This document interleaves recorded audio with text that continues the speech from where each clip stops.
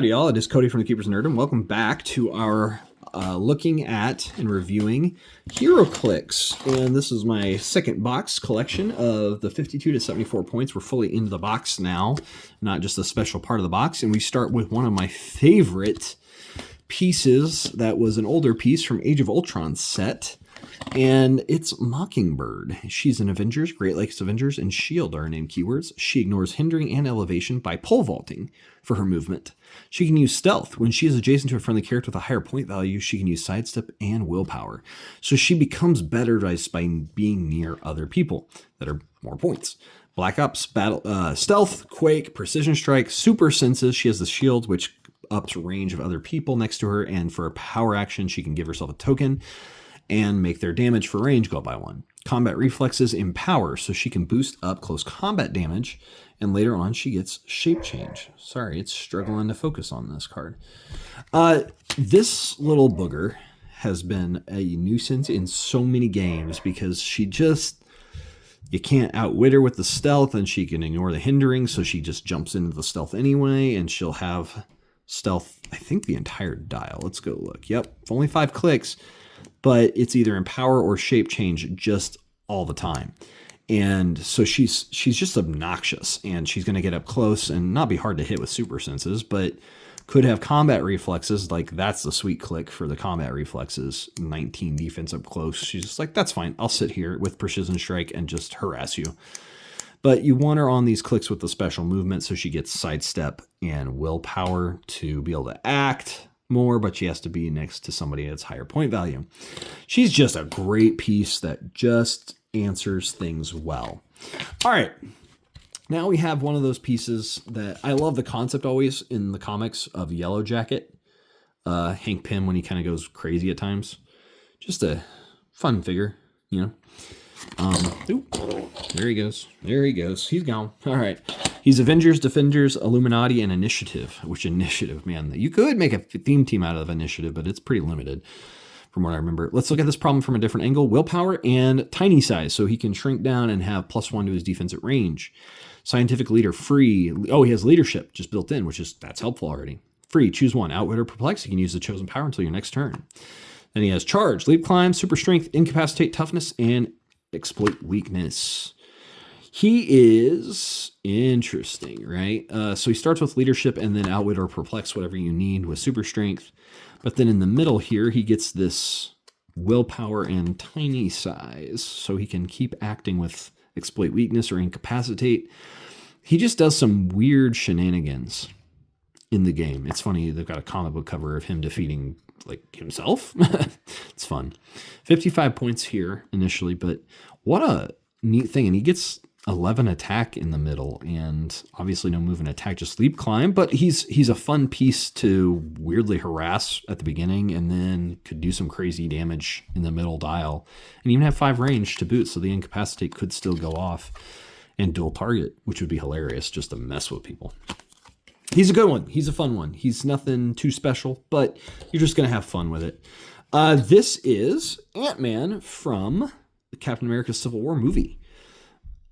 Beautiful, or otherwise known as like Avengers 3, right? Just a funny thing, but he is, I love this sculpt. Love it. It just looks so cool. I love the little metallic bits that just really make it stand out well. And he's 55 points, but if you pay an extra 5 points, I'm with Cap. When targeted by a ranged combat attack, he can use shape change.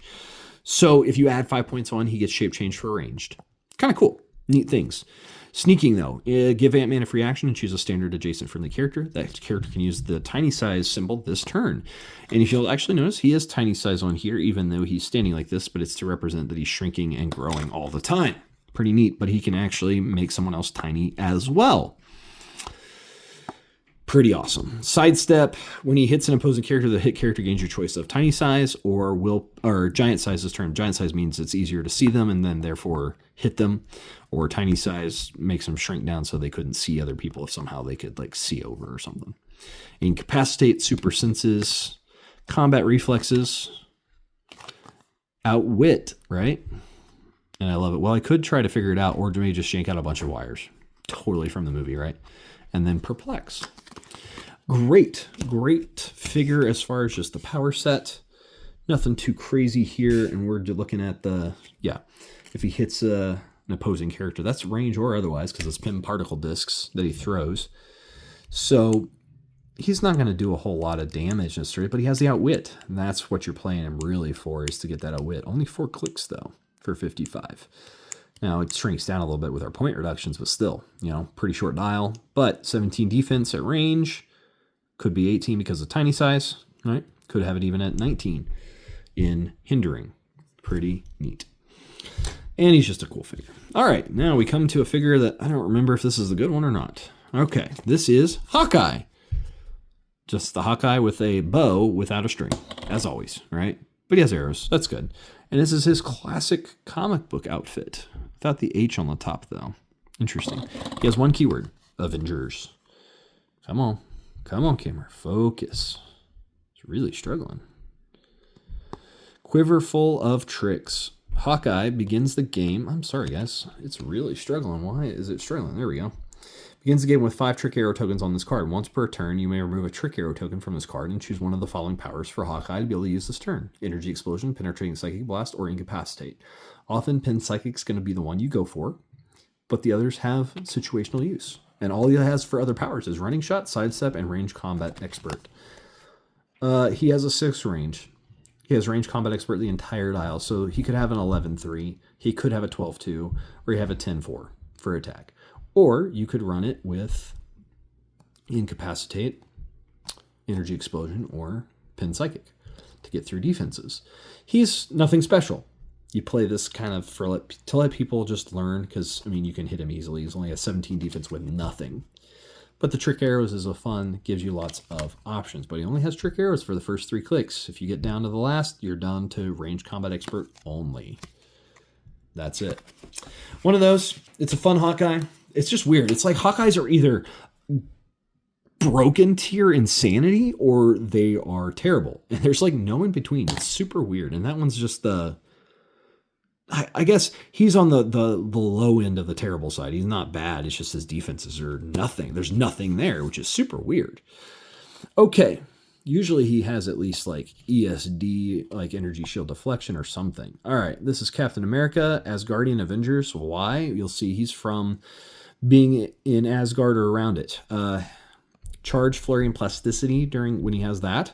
Toughness, willpower. Modify Captain America's defense +2 when attacked by a character with the Asgardian keyword. Sidestep, Blaze Claw Flings. Combat reflexes, Blaze Claw's fangs, not flangs. Exploit weakness, Close Combat Expert. There we go. So if he gets down to his last few clicks, he has toughness, willpower, and then +2 defense when attacked by somebody with the Asgardian keyword. It's from a specific comic book title where they're like in Asgard and fighting over some things, and he has sword and shield and stuff. This is the common from the set. Really pretty, but he's not great, and it's one of those pieces that you'd play as a Captain America to have fun and let your opponent learn, right? Because charge, flurry, plasticity, if he gets in close up at the top, yeah, he could do some crazy stuff because he's just going to stick him there with a 19 defense unless they outwit it. He's not bad by any means. He's just not good. Yeah. So this is from Age of Ultron, the movie. This is Scarlet Witch, and she does get test subject as a keyword that's not named. That's funny. Mystical, and then Avengers. And she's 55 points. She's pretty not great except for this, Uncaging the Beast. So first off, stealth, mind control, phasing teleport, willpower, barrier, perplex, prob control, support. She doesn't get prob control right away, though. You give Scarlet Witch a free action when she has 2 action tokens and choose a friendly character within range and line of fire. Modify the chosen character's combat values by +1 until the end of the turn. And at the end of the turn, deal Scarlet Witch 1 unavoidable damage and don't clear her action tokens. If the chosen character's name is Hulk, though, you may modify the chosen character's combat values by +2 instead. The Hulk from the set was already scary, but if you could give it +2 to all of its stats, I mean, we're talking about some statistics on that, because I think it might have had 6 damage showing sometimes. 8 damage, 14 attack, 20 defense, but obviously it's only until the end of the turn. So kind of crazy, and that's what she was for. She's a supportive piece that just boosts something else. With Perplex as well. That's the interesting thing. She also had Perplex, and she had it on her second click, so she wouldn't just lose it, but she had Willpower, but she takes unavoidable damage to do this. Then there's the Prob, so she could actually be kind of an attacker, except she only has 2 damage. And then there's the 3 damage, but only 10 attack. And then she's a support piece, and then she's gone. She was there as a pure piece to just be helpful. Okay. This one, I think, is a silver ring. I think so. I had to print it. I think that's a silver ringed, or it is a rare, but you see on the dial, there's a silver ring on there. See the edges right there? It was there at some point, and this is a used one I got from someone over the years. Avengers, Lady Liberators, and New Warriors are her name keywords. She has Charge. She can use Charge Flurry later. She has Leap Climb. She can use Blaze Claw's Fangs. The mana result for her D6 roll is 2, and her maximum is 5. Her claws don't do 6 damage, all right? Super Senses, Combat Reflexes, and that's it. 57 points, but definitely reduced because she's an older piece. I think it's like Avengers set or Chaos War. I don't remember. It's an older set. 8 attack with Charge, or 8 movement with Charge, and then Blaze Claw's Fangs there, and 16 defense with Super Senses is all 2 damage. Yeah, she's always going to roll her minimum. That's kind of awesome, though. And then a 7 and a 10, nothing really changes, actually, because a 7 still rounds up in the movement for a charge, so actually she still moves 4 squares. And then this is Charge Flurry with Blades. This is when that's the click you want to get to, is click 3, and then click 4 is pretty good, too, and click 5 is terrible. And click 6 as well, and then she's done. She's KO'd. She's one of those, again, I would use to just introduce people to the game, because she's going to, even her special powers are really just standard powers with slight variations to them, or in this case, just 2 powers wrapped into one, Charge and Flurry. That'd be like, find Charge, find Flurry. She has both because they wanted to illustrate that she is Charge piece with claws. That's it. That is Tigra. Does her eyes... Hey, her eyes are actually painted on decent. That's funny. All right, last guy. I have very, very fond memories of this piece, Manifold. Very, very useful. This was a rare from the Avengers set. And one of those Avengers, like, I don't know who he was. I stopped buying comic books before he was introduced, but oh my word, what a piece. Manifold has some things to talk to you about. Okay, so his stuff here, Phasing Teleport, Hypersonic Speed, TK, Telekinesis, right? You can throw people or objects, Precision Strike, Barrier, Energy Shield Deflection, and Prob Control. Notice 58 points. This was before they went to, it's either 5 or 10 point values, period, so we don't have to mess with any of that, but it's okay. With our point reductions, we get odd numbers anyway. But his whole thing was this thing up here. He can use the carry ability, and when he does, he can carry up to 3 friendly characters, regardless of their combat symbols, if they each share a keyword with him. So even if they fly or anything, he can still carry them, and he can carry 3. When Manifold is given a move action and actions resolved, you may give him a free action. He still minuses 1 for his movement for each person he's carrying, up to the -3, right? But he has a 12, so still 9 movement. As long as they share a keyword with him, and he has Avengers and Secret Warriors, which everybody's going to be an Avenger in this team anyway. When Manifold is given a move action and actions resolved, you may give him a free action. And friendly characters adjacent, when this action was given, modify their defense values by +1 until your next turn. So what he was designed to do was carry the rest of your team, or most of it, and then free action to give +1 defense to... when this action was given, modify their defense values by +1. Yeah, so at the end, whenever he lands, they all get +1 defense that are around him. Pretty cool. So if somebody's already there, and if you push him, so you carry again or do something for TK, then he goes to Prob Control, and all of a sudden now his usefulness has gone from just a carrier to a support piece that's going to re-roll your attack rolls. Very cool. And then if you go to third click, eventually, he goes to hypersonic with precision strike and energy shield deflection. So he's actually a 19 defense at range. He becomes an attacker. Not a great one, but with 3 range, that gets you not putting up in close combat, but just right outside. And eventually click 5, there's that prob control again, and then click 6 is it. He was designed as a support piece that's just going to get your team where they need to go, closer to the opponent, but not put action tokens on them so they're ready to strike when they want to. And then for him, you're like, that's fine. I can just also move him and teleport around a bit, but then whenever I land and get that free action, whoever's adjacent gets a +1 to their defense anyway, until the next turn. It's whoever was adjacent when the action was given for the free action gets +1 defense. Then if they running shot or charge away from him, they still have +1 to the defense. Pretty awesome. And he can't really be outwitted because it's not some sort of standard power that's right there. He's one of those pieces that it takes a little bit of finesse to get used to him.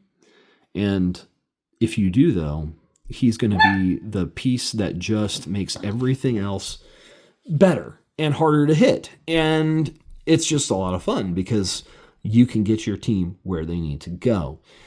Really awesome. Really fun. And once you push him to click 2, then all of a sudden he has prop control and he's helping your entire team make sure their attacks connect and making sure that their defenses stay up so it's harder to hit them. Sorry, my dog heard something and lost his mind. But yeah, Manifold has been a piece that I've used many a time to do some pretty funny shenanigans and get my team closer, especially close combat pieces, to where they're ready to get into the fight. And yeah, I love so much of my Avengers pieces because they're just fun. They just create so many funny things. And sometimes people, they know the main Avengers, right? Your Thors, your Captain Americas, your Hulk, Iron Man, that kind of stuff. And I say those as plurals because there's so many of those figures in Heroclix. But it's these oddballs that you don't see as much, like Mockingbird, Tigra, especially Manifold. Who's heard of Manifold, right? They make so much fun because then people are like, wait, what is that? What does that do? And you go, let me tell you. And we'll get into the rest of this box in a future video. Thank you so much for hanging out with me. I've been Cody from the Keepers of Nerddom. Like, share, and subscribe. I hope you've enjoyed just looking through some Heroclix and seeing superheroes. That's the fun part of it. It's a superhero battle game for so much of it, and it's a treat. It really is. And Lord of the Rings and other things that they've had over the years too. But thank you so much for hanging out with me. I'll see you in the next one. Bye, y'all.